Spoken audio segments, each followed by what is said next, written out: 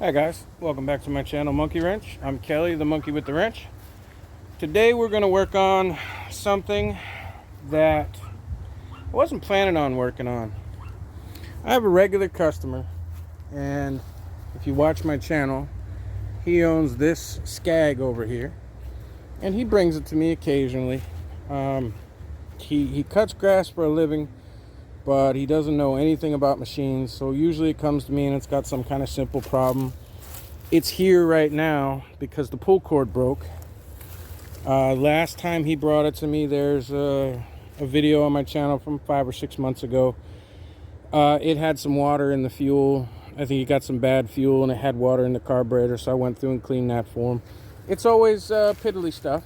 This thing runs pretty good, and then it takes him a few weeks to come back and pick it up, so it's been sitting there for like 2 weeks, but he'll get here eventually. But he brought me this here pressure washer, and he also brought me this pressure washer over here. Now, I had a really good day today, got rid of some machines that have been fixed and got them returned to customers, and I'm sitting here and it's only about 6 p.m. and I'm a little bored. So he brought me this pressure washer and the pressure washer that we're going to work on today. Now, normally when I speak to a customer, I try to get a background, some kind of background on the machines. What he told me was that he owned the other one, the upright with the Honda on it. He loaned it to his sister, who attempted to use it, said it didn't work. Said that there was no pressure, there was no water pressure coming out of the wand. So he took that one back home and then took her this one, which was supposed to be his, and she used it. She said start it right up, no problem, and again, no pressure coming out of the wand. And I took him at his word. They've been sitting there for 2 weeks since he left me that one, and I fixed it, made a quick video on how to fix a pull cord. And I'm sitting here watching TV. I like to watch repair videos when I'm not repairing stuff. So I'm watching Musty One's channel, and he's working on an old military engine. And I'm staring at this thing and I'm going, you know what? I haven't even looked at it. Normally when stuff like this comes in, customers don't want them anymore. They tell me the pump shot, they tell me whatever. I usually just throw them up for sale for like 25, 30 bucks and let somebody else come and get them. Because when the pumps are bad, pumps run anywhere from $80 to $150, and I am not putting a $100 pump on this Homelite 2700 psi. But it occurred to me, you know what? I don't even mess with chainsaws anymore. I don't even mess with blowers anymore. There's one laying over there. There's one laying over there under the bench. There's a chainsaw up there. I don't even mess with these things. I got 6 weed eaters hanging here that I don't even mess with. So maybe I should start messing with some of these smaller engines. So I wasn't going to make a video. I was going to take him at his word that the motor was fine and the pump was no good. And what happened was, I wanted to see if it would fire off. I looked in the gas tank, it's got a little bit of fuel. So I turned the fuel tank on, put it on choke, made sure that the switch was on. There's a switch on the side of all pressure washers to turn it off and on. Gave it a couple of pulls, got nothing, of course. So the next thing I always do, I'm not one of those people that individually check compression and whatever else these guys do. The first thing I do is squirt a little fuel in it, give it a couple of pulls and see if it'll pop over. And what I did was I pulled the spark plug, squirt a little bit of fuel down into the cylinder and put it back on, because to get through the air filter and stuff is kind of a pain in the butt on these. And of course, she popped off. So I'm smelling this horrible foul smell. So I went ahead and I took the drain plug out of the bottom of the carburetor and I put it into a white container, and it looked like pond scum. It looked like pond muddy water. I mean, it had dirt floating in it. It was brown. It smells, it's on my fingers, it smells like a dead rhino's asshole. There is no way none whatsoever, that this thing has run in years. So either he got confused about why that was sitting wherever it was sitting, and he thought it was another one. Maybe he has another one like it and he thought that's the one that he gave to her. But I guarantee you she never got this thing running, because the fuel is older than me, and it's nasty brown and full of dirt, and there was water in it as well. So I am going to go ahead and make a video. I expect that the pump is no good. And unfortunately, when pressure washers come to me, that's usually the case. The pump has been burned up. Somebody ran the pressure washer, forgot to turn the water on, ran it for a few minutes, and burned up the seals in the pumps. That's why I don't mess with them too much. This one has a new fitting someone put on there. Okay, that's where the wand goes on, because over here is where the hose connects, the garden hose. And I was thinking, you know, even if I don't want to put a new pump on it, which I might keep my eyes open and look for a side mount pump, that would make a heck of a little generator motor. For those of you out there that are looking for some small type of generator, you can take any one of these side shaft motors and put a pulley on it, like that one there, that's keyed and will go around the shaft, and you can mount it. In this case, I would have to build a little mounting bracket that went across the top there, and use a generator, an alternator from a vehicle, and it will generate 12 volts. So you can charge up 12 volt batteries, and you know, usually it takes 30 or 40 minutes to charge up a battery. The alternators on this one is down there. Don't know if you could see that, but that's the alternator there. Any car alternator will do. And I thought, you know, it might make an interesting video if I grabbed a car alternator, which you can get from the junkyard, usually like 10 bucks or something. Took a belt, made a little mount for it, and sort of turned that into a little 12 volt generator. Now, you wouldn't be able to run a refrigerator or power tools or anything, but 12 volt is what I use most of the time. And I thought, hey, it might be a good project. So I have spoken for way too much now. Unfortunately, this is going to be a little bit of a longer video, but what the hell. So first thing I'm going to do now again is I'm going to give it a couple of pulls and show you that nothing's happening. Like, you really need to see that, but still what I'm going to do, just to show you. And I got my little fuel here for the next step. We're in the on position. Now, when I drained the fuel out of the carburetor, I got out what was in the bowl, but nothing came out of the tank. So I know we have a clog in there somewhere, and there's so much sand and dirt and shit in there that it's definitely going to need to be done. But that's open, the choke is on, give it a couple of pulls.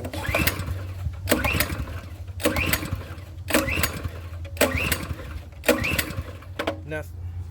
So I'm going to pull that spark plug, dribble a little bit of fuel in there, and then we'll give it a couple of pulls. Now, normally I would film that, but such a tight space here between the muffler and the air filter to get to that I just went ahead, pulled the spark plug, squirt a little premix right down into the cylinder, put the spark plug back. That's all I've done.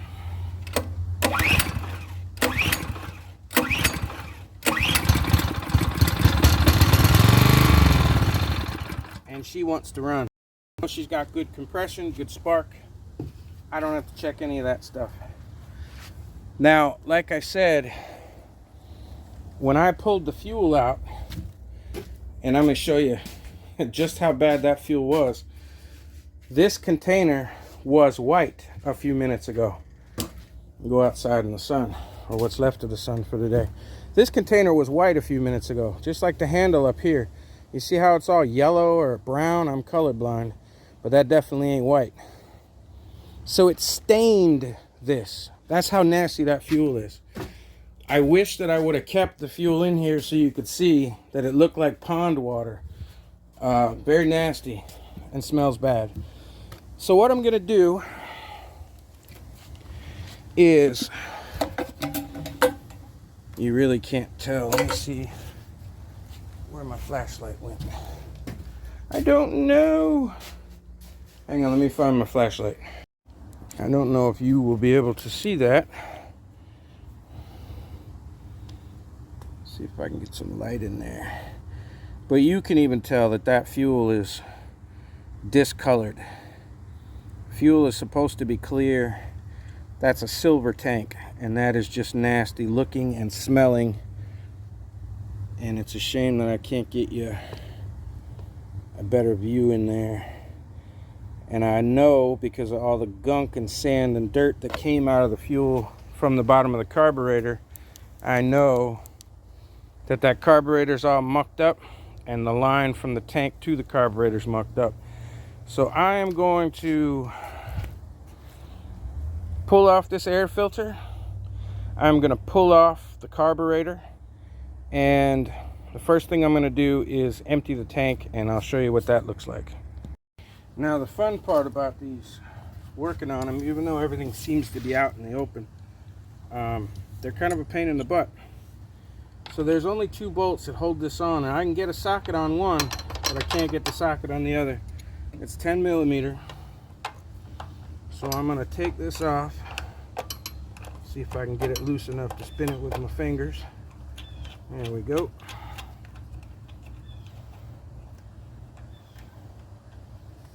And put that where I won't lose it.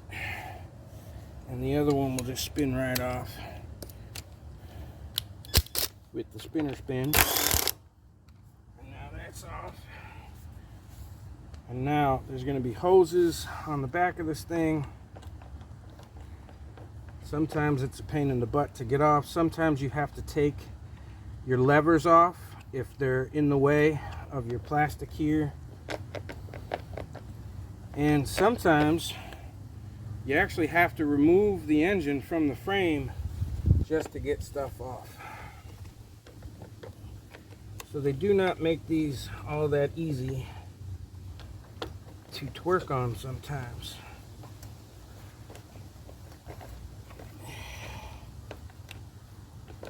So I'm going to wiggle this thing off, and I'll bring you back in a second. Okay, this is one of those perfect examples of a pain in the butt. Great design, Homelite. Good job, buddy. There you go. This cannot clear. This is so wide, and these studs come out so far, you see, that I cannot clear the carburetor studs to get this thing out. It just ain't happening. Which means, because see the back goes even further back here, I can't clear that stud. I'm gonna give it a little bit more wiggle and bend and see if I can work it off. But the chances are I'm gonna have to unbolt the engine from the frame. There's 4 bolts on the bottom. 1, 2 on this side, 1, 2 on the other side. It's just a bolt and a nut that goes through the frame. This is completely self-contained. The pump attaches to the machine. The pump doesn't attach to the frame in any way. So 4 bolts and the whole thing comes out of the frame. But it's such a pain in the butt, Homelite. Why would you do that? So I'm gonna see real quick if I can just get it to clear there, which I don't think I can. And then the next time you see it, I'll either have it off and explain what I did, or I'll have the motor unbolted from the frame. And I can hear people already ask, why are you going to all the trouble? Half the videos I watch show you just take the bowl off the bottom and try and blow it out. You can half-ass clean a carburetor that way, absolutely. If the fuel isn't that old, if it just has some water in it, you know, you can do that. But this thing is full of brown muck and loose dirt. There's no way I'm going to be able to get away without having to pull the jet out, the center jet, and clean this thing properly. So it's got to come off. Now I hear what you're saying. You got it laying on your side. That fucking train is annoying. It's about to fall on the ground. It's already messed up. I'm not worried about that. And if y'all want to see how easy these bolts come out, then it's gonna fall on the floor. When I go to put it back together after everything is clean, of course I'll have it up higher and I'll put it back together. But in the meantime, I don't care. So, I'll stand it back up. And now, we're free to be us. That's it. And the only thing that's attached here is this, which I can take that out. And I'm just gonna take this whole thing out of here if it'll come without having to take everything else apart. But that's what holds those in. So it looks like now, just to be a pain in my asshole, I'm gonna have to take out these 4 screws and take this off so I can bring the damn thing out. Oh, no, I can get it out the back. This is why I rarely work on pressure washers anymore. If you're working on it for someone else, you have to charge them your time. And even though I charge half of what everybody else charges, 50 bucks an hour, if it takes you a half an hour to get that stupid thing apart, to get it off of there, just so that you can pull this frickin' piece of plastic off and get to your carburetor, and then another half an hour to put it all back together, that's an hour of labor they have to pay for. On a pressure washer that was probably only $350 to $400 when it started. But anyway, let's get it up on the bench, see what that carburetor looks like. Alright, all I'm going to do now is pull the fuel line off of the back of this petcock, which you have to do before you attempt to pull the carburetor out. And this fuel line is old and hard, so I'm going to see. I've already taken off the clamp. These stupid Honda clones are a pain in the butt to get anything done. But if I can hold that, I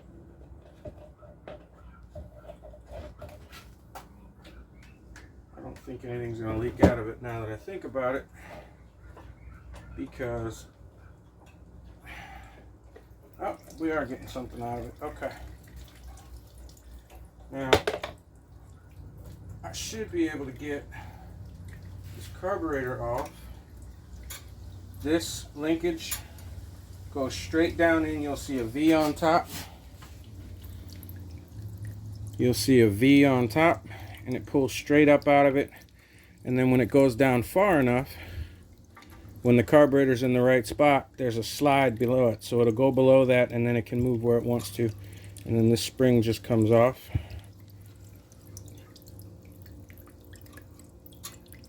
Just like that, and now your linkage is off.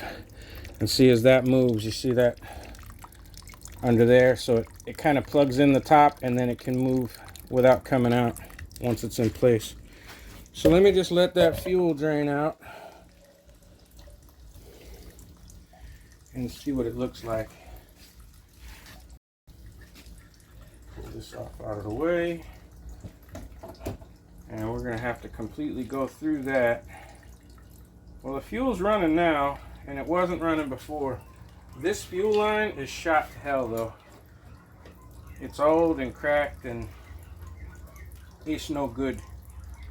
So I'll bring you back when this is done draining and let that fuel settle a little bit, and then we'll take a look at it. Let's see, I zoomed in.